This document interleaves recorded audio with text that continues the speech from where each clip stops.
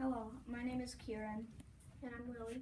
Our topic is, should video games be sports? I'm Pro. I'm Con. Video games should be sports. This is because they have a lot in common with active sports. For one thing, there is competition. In games such as Super Smash Bros., you can fight other players. There are also fans. In many competitions, people attend to cheer on their favorite gamers. Video games should not be considered sports. Here are some definitions of sport from qualified sources.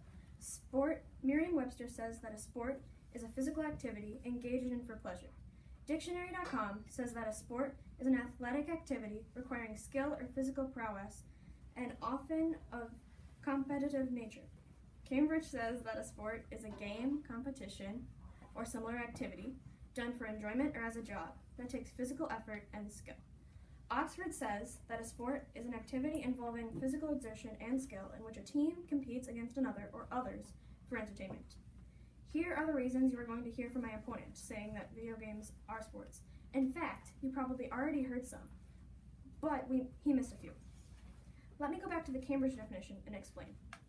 A game, competition, or similar activity. Yes, video games meet this definition.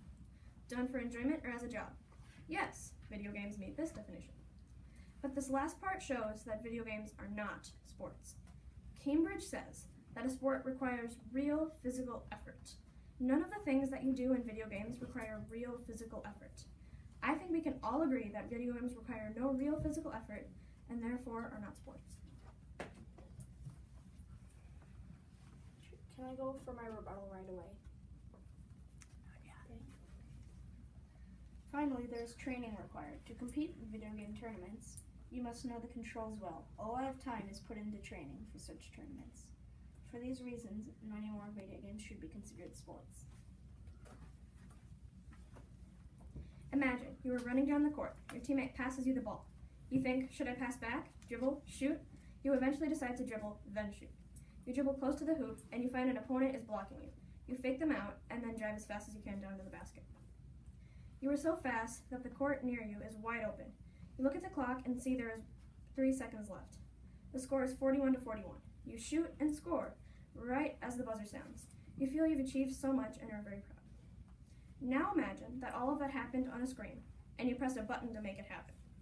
You would not feel tired or be sweating. You have had no physical activity. All that you would have had is another addition to your high score. When you consider the fact that all you do is press a button in video games, I am sure you will see that my point of view is superior. My opponent has said that video games should be considered sports because they have competition, but I'm not saying that video games aren't competitive. So is art and singing.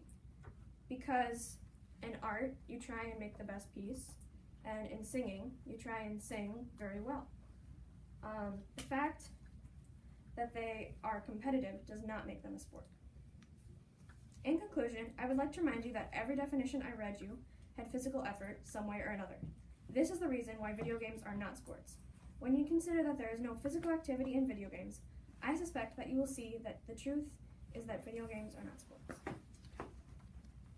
My opponent has said that gaming doesn't require physical activity, and I've researched and found out that several Olympic sports like equestrian, skateboarding, archery, curling, bobsledding, and fencing all don't need very much physical activity, yet the Olympic Committee chose them to be sports.